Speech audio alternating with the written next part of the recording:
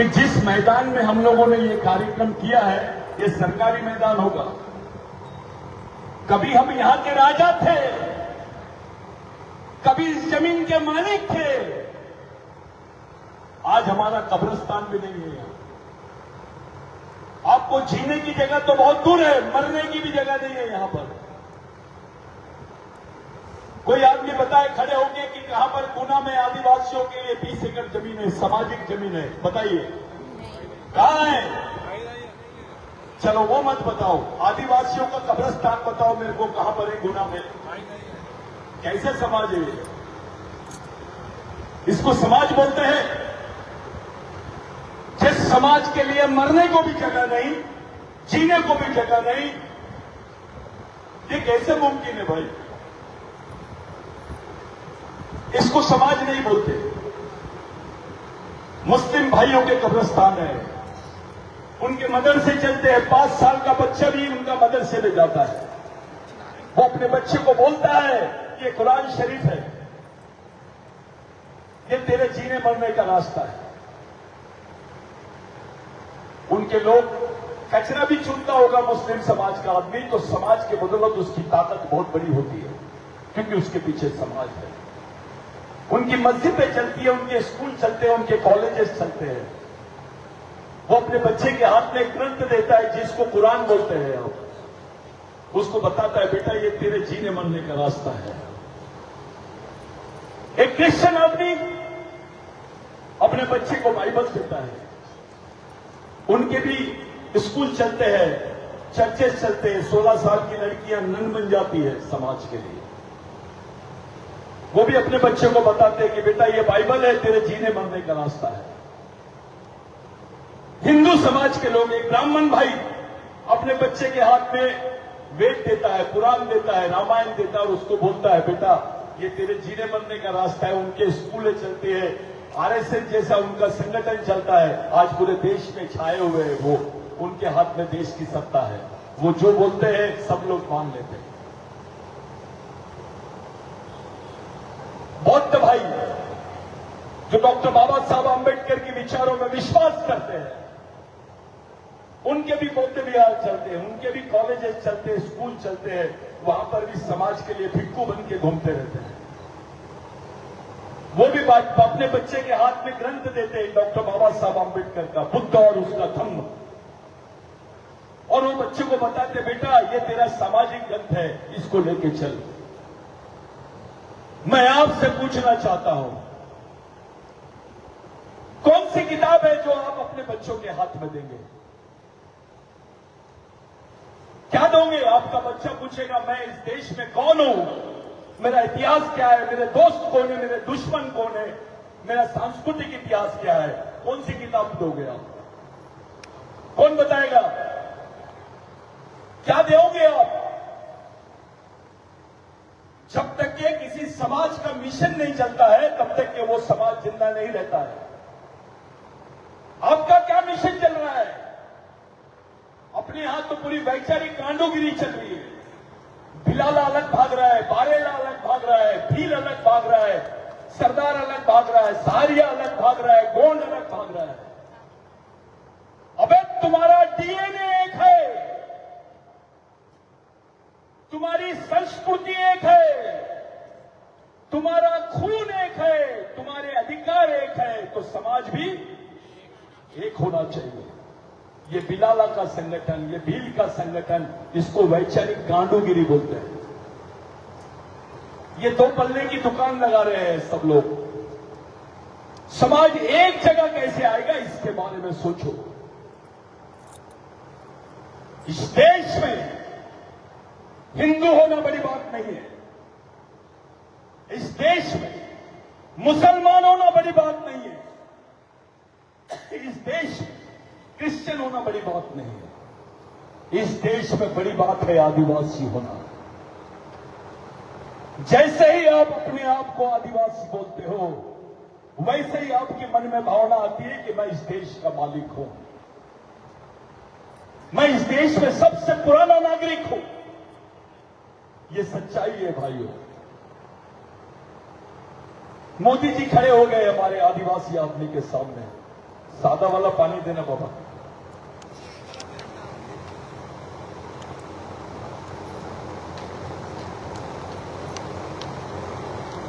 मोदी जी सामने खड़े हो गए और मोदी जी ने बोला कि मैं इस देश का प्रधानमंत्री हूं। एक लंगोटी वाला आदिवासी खड़े होकर बोल सकता है, मोदी जी आप जिस देश के प्रधानमंत्री हैं, मैं उस देश का मालिक हूं। ताली नहीं बजाने।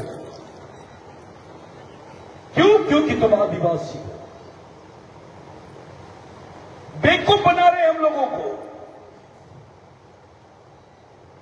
बेवकूफ बनाया जा रहा है। हम लोग खुलेआम इस बात को साइंटिफिक तरीके से प्रूव करके बताए हैं, वैज्ञानिक तरीके से प्रूव करके बताए हैं कि इस देश में भगवान पैदा नहीं हुआ था तब से आदिवासी रहते हैं। भगवान पैदा नहीं हुए थे तब से आदिवासी रहता है। वो है आदिवासी। उस पहचान के लिए लड़ रहे हैं लोग, उसी पहचान के लिए हमारे शहीद मरे। हमारे कुछ लड़कों में एक अलग टाइप का विजन आ गया है, मोबाइल पे व्हाट्सएप पे मूवमेंट चला रहे हैं। हमारे लोग हमारे इस शहीदों का अपमान करते हैं। मेरे को एक ऑफिसर मिला 1 महीना पहले, मैं प्लेन से उतर रहा था, वो भी प्लेन से उतर रहा था। वो मेरे को बोले आप सतीश बिरला? मैंने बोला यस सर, मैं सतीश बिरला। आप मेरे को कैसे जानते हैं? तो बोले मैं डिप्टी कलेक्टर हूं। फिर मैंने बोला कहां पर हो? तो मेरे को यहां का एड्रेस दिया उसने। वो भी बारेला था। बोले मैं बारेला हूं। नाम जी एक फोटो आपके साथ होना। मैंने कहा मेरे साथ क्यों? नहीं, बोले एक फोटो आपके साथ होना यार, मैं आपको व्हाट्सएप पे बहुत देखता हूं, यूट्यूब पे बहुत देखता हूं, इसमें एक फोटो मेरे को। फिर मैंने ऐसा निकाला उससे, तो यहां मेरे को किसी महाराज की फोटो दिखी यहां पर। मैंने बोला इधर आओ, फोटो तो ले लिए, अब मेरा थोड़ा जवाब दो। आप ऑफिसर कैसे बने? किस वजह से बने? मैंने बोला आदिवासी थे करके बने, या आदिवासी नहीं भी रहते तो तुम ऑफिसर बन पाते? नहीं नहीं नहीं, मैं आदिवासी था करके बना, मुझे आरक्षण मिला, मैं पढ़ पाया करके मैं बना। तो मैंने बोला आपके पास में ये जो लॉकेट है, ये तो भगवान टंटे भील का होना था। अरे नहीं नहीं नहीं, आपको टंटे भील के बारे में नहीं, वो तो डकैत था, वो तो लुटेरा था। एक कलेक्टर आदमी बोल रहा है, कितना वैचारिक बचपना है उसमें। जो पढ़ा लिखा आदमी होता है वो समाज का हेडमैन होता है, यानी मुखिया होता है। लेकिन वो हेडमैन नहीं था, वो डेडमैन था। वो समाज का आदमी तो था अपना, लेकिन उसके दिमाग में जो सोच थी वो पांडे जी की थी, मिश्रा जी की थी। और वो भी मिश्रा, पढ़े लिखे मिश्रा जी नहीं, जो मंदिर में बिल्कुल बैठे हुए, बिगर मेहनत करे लगे हुए। अबे तू पढ़ा लिखा आदमी है, किसी पढ़े लिखे आदमी की सोच रखता तो समझ में आती है। तेरे जीवन का मतलब क्या हुआ? तू अपने परिवार का भी नहीं रहा, तू अपने समाज का भी नहीं रहा, और समाज का आरक्षण ले लिया और कलेक्टर बन गया, और तू बोल रहा है अपने आप को कि मैं समाज का कलेक्टर हूं। ऐसा आदमी समाज के लिए मरा हुआ आदमी है, ये जिंदा आदमी नहीं हो सकता। साथियों, आज से 100 साल पहले भिल को, बिलाला को, बारेला को, सहारिया को, दरबार को क्रिमिनल ट्राइब बोलते थे। क्रिमिनल ट्राइब, अंग्रेजी में क्रिमिनल ट्राइब और हिंदी में बोलते गुनहगार जमात। आपका बच्चा पैदा भी होता था पेट से तो वो गुनाहगार होता था, उसके आगे लिखते थे गुनाहगार, क्रिमिनल ट्राइब। और जो गुनाहगार होता है उसको नौकरी नहीं मिलती थी। ये मैं क्यों बता रहा हूं? जब आपको किसी भील को, बिलाला को, बारेला को मार देते थे तो पुलिस स्टेशन में उसकी केस दर्ज नहीं होती थी। ये बात समझ में मैं जो तुमको बता रहा हूं ये बिल्कुल सही है। ये बंद कर दे कूलर वूलर, बहुत हवा में है हम लोग। पहले आपको चोर, डकैत,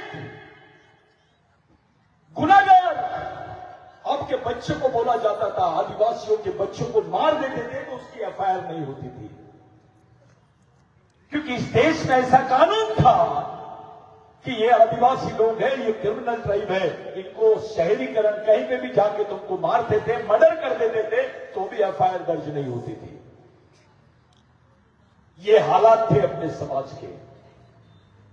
हमको चोर की नजर से, डकैत की नजर से देखते थे लोग।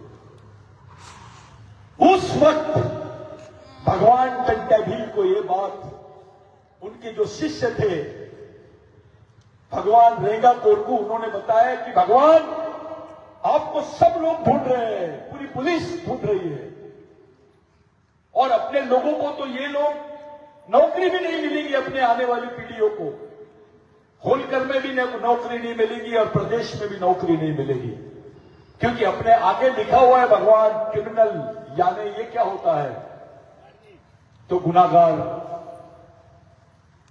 आरोपी। तब जाके भगवान टंट्या भील ने बोला कि जाओ अंग्रेजी हुकूमत को बोल दो कि अगर टंट्या भील को पकड़ना है तो आदिवासियों को पुलिस में भर्ती करना शुरू करो। जब आदिवासियों को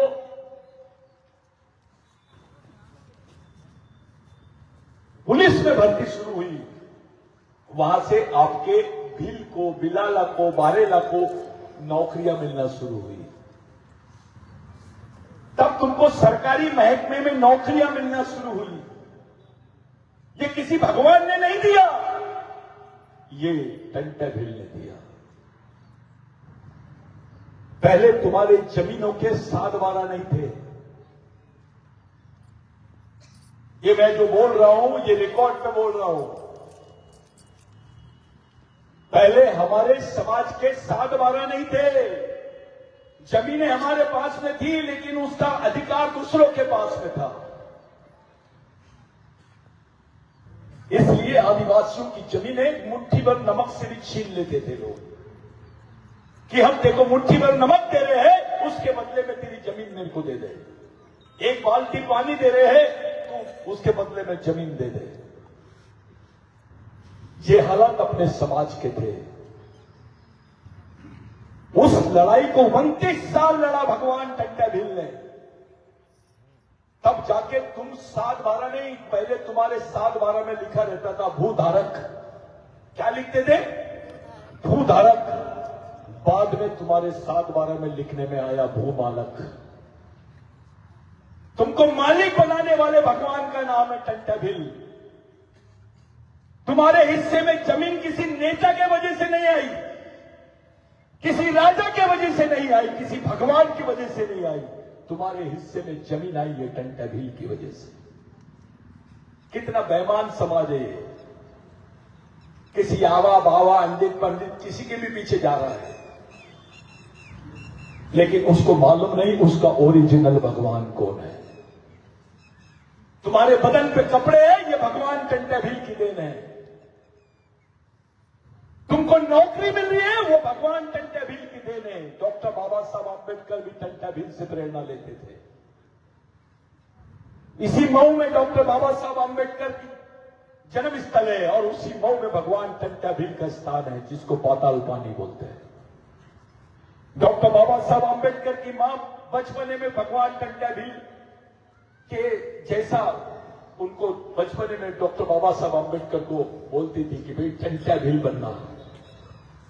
इस देश में इतने गाने किसी भगवान पे नहीं बने जितने भगवान टंट्या भील पे बने हैं। यहां से लेकर महाराष्ट्र तक, यहां से लेकर गुजरात तक, इधर से लेकर राजस्थान तक, तेलंगाना तक, टंट्या भील ये सबसे बड़ा नाम था। अंग्रेजों ने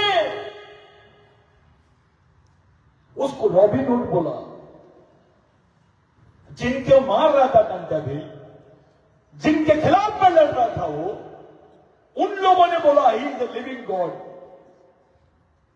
ये रॉबिन हुड है। ऐसी पदवी देश ने किसी आदमी को नहीं दिए जो भगवान टंटा भील को दिए। कुछ षड्यंत्रकारी लोग भगवान टंटा भील को डकैत बोलते थे और अपने समाज के भी कुछ ढेर शायने गद्दार लोग भगवान टंटा भील को डकैत थे, चोर है। अबे तेरे बाप ने नहीं किया वो काम, उसने किया है तेरे लिए।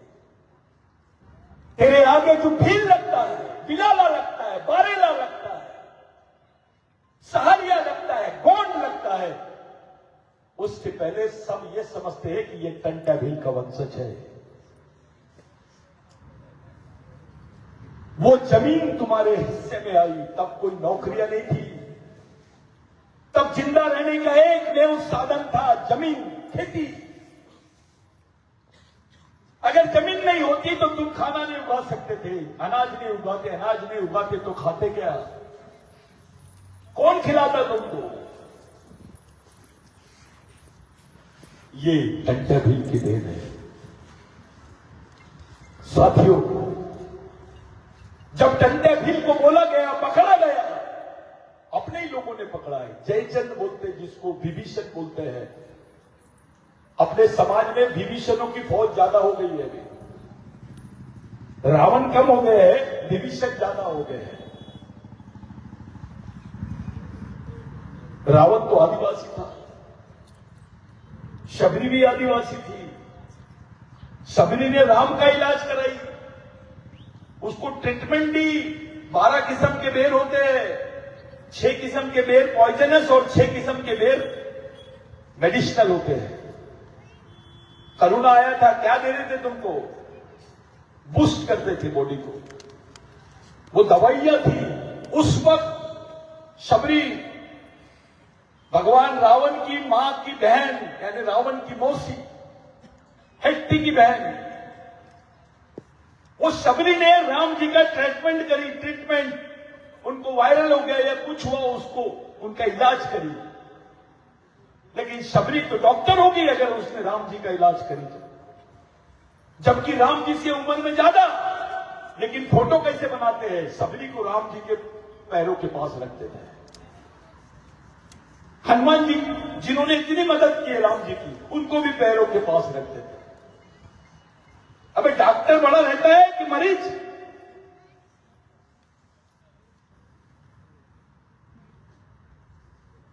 एक षड्यंत्र चला है हमारे समाज के सामने, इसको समझना ही पड़ेगा। अगर नहीं समझोगे तो तुम कुछ नहीं कर पाओगे। जब टंटा भील को पकड़ा गया और उनको जबलपुर लाया गया, लाखों करोड़ों लोग सड़क पे खड़े हो गए। इस देश में भगवान को देखने के लिए इतने लोग नहीं थे जितने भगवान टंटा भील को देखने के लिए लोग थे। टंटा भील के साथ पालेला था, बिलाला था, भील था, गोंड था, सहारिया था, ठाकुर थे, राजपूत जो टंटा भील के मुरीद हो गए थे, वो उनके भक्त बन गए थे। ब्राह्मण भी भक्त बन गए थे। उनकी ये नीति थी। वो न्यायप्रिय व्यक्ति था जिसने पहले इस देश में सामाजिक न्याय क्या होता है ये भगवान टंटा भील ने बताया। जिसको तुम लोग ग्राम सभा बोलते हो ना, वैसी 1 लाख ग्राम सभा का संचालन करता था टंटा भील। वो टंटा भील पे बात कर रहे हैं हम लोग। अगर टंटा भील नहीं होता तो आज ये आदिवासी दिवस भी नहीं मनाते तुम, क्योंकि तुम्हारे बारे में भारत सरकार ने वहां बोल दी है संयुक्त राष्ट्र संघ में कि भारत में आदिवासी नहीं रहते हैं। भारत में आदिवासी नहीं रहते, इसका मतलब ऐसा होता है कि भारत में आदिवासी भारत के नागरिक नहीं है।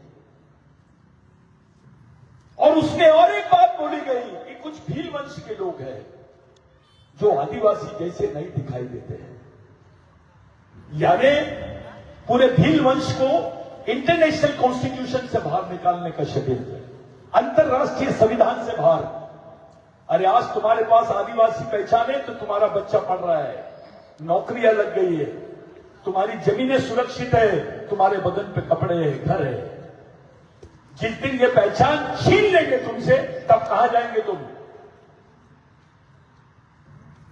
कहां जाएंगे? भगवान दे सकता है? नहीं दे सकता है। धर्म दे सकता है? नहीं मिल सकता है। केवल समाज से ही मिल सकती है तुमको। तुम्हारी सांस्कृतिक पहचान को जानो। मोहनजोदारो, हड़प्पा, सिंधु संस्कृति के